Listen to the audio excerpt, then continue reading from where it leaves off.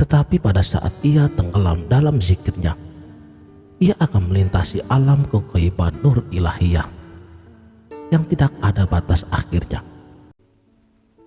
Assalamualaikum warahmatullahi wabarakatuh. Salam sang sejati. Ini adalah kekuatan cahaya zikir yang ada pada diri manusia. Dengan ingatan yang fokus hanya kepada Allah Sang Maha Bercahaya. Semakin dalam dan fana suatu fokus zikir, maka seorang hamba akan semakin terlena oleh fenomena keghaiban alam nur ilahiyah. Seorang hamba terkadang tidak menyadari bahwa ia sebenarnya masih di dunia.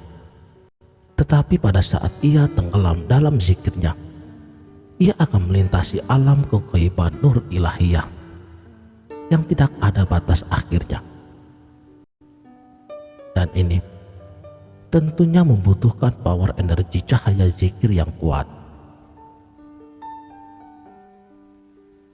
Tapi harus kita pahami dengan bijak bahwa kita harus kembali ke dunia nyata. Diibaratkan seperti orang yang sedang menyelam. Mereka melihat cakrawala keindahan bawah lautan, tapi mereka tidak terlalu lama dalam menyelaminya. Mereka kembali ke permukaan dasar lautan untuk persiapan oksigennya. Begitulah teknik berzikir yang bijaksana.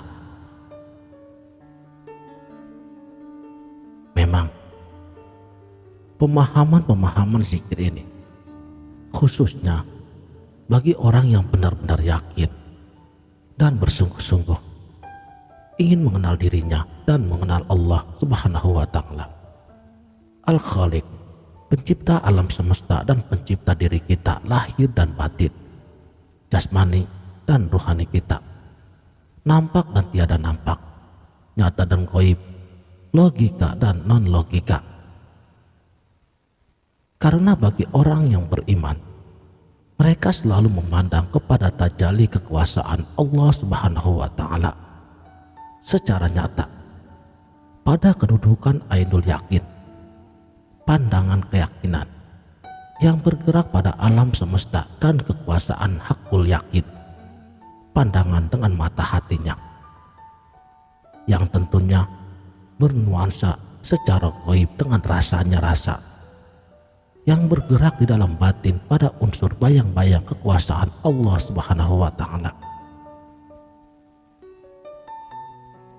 Di atasnya hakul yakin masih ada lagi kamalul yakin, kesempurnaan keyakinan.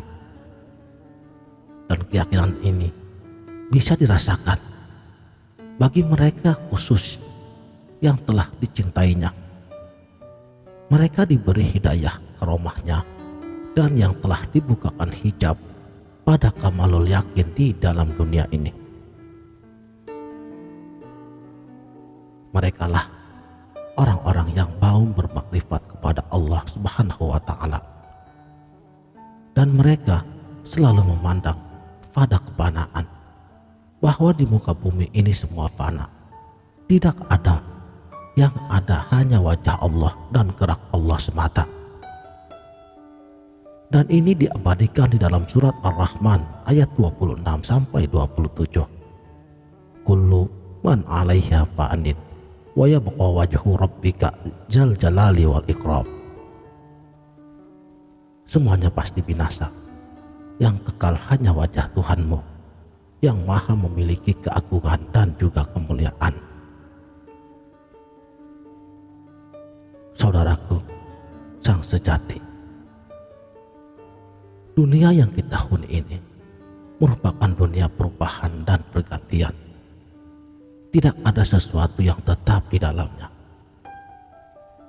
Segalanya akan selalu berubah, memudar, dan setelah itu akan mati. Oleh karena itulah Manusia ingin berusaha mengungkap hakikat siapa dirinya, dan untuk mengungkap hakikat dirinya tersebut, manusia memerlukan seperangkat pengetahuan batin yang hanya dapat dilihat dengan mata hati yang ada di dalam sanubarinya. Seperangkat pengetahuan yang dimaksud adalah ilmu makrifatullah, yang merupakan suatu pengetahuan yang dijadikan pedoman hidup bagi setiap manusia untuk mengetahui, mengenal kepada Allah Subhanahu wa Ta'ala. Ilmu makrifat ini terbagi menjadi dua bagian. Yang pertama ilmu makrifat tanzih, transenden, dan ilmu makrifat tasbih, imanen.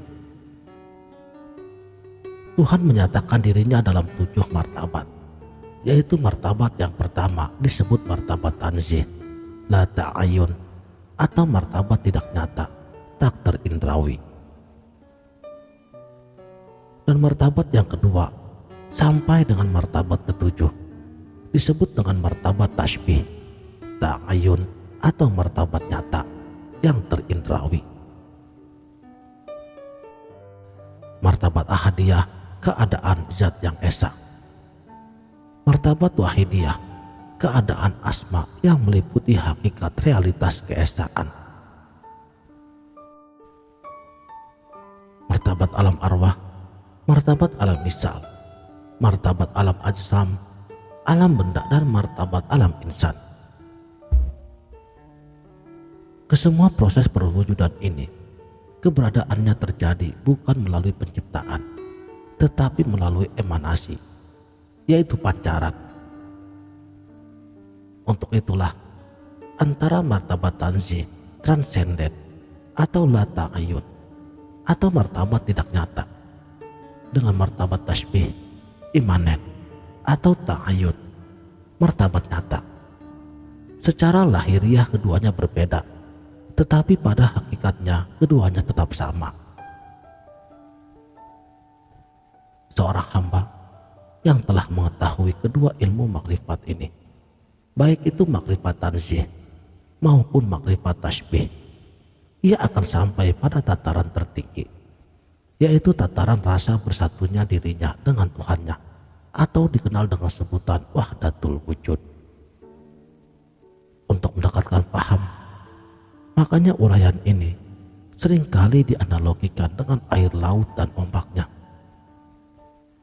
Air laut dan ombak secara lahiriah merupakan dua hal yang berbeda, tetapi pada hakikatnya ombak itu berasal dari lautan, sehingga keduanya merupakan satu kesatuan yang tidak dapat terpisahkan.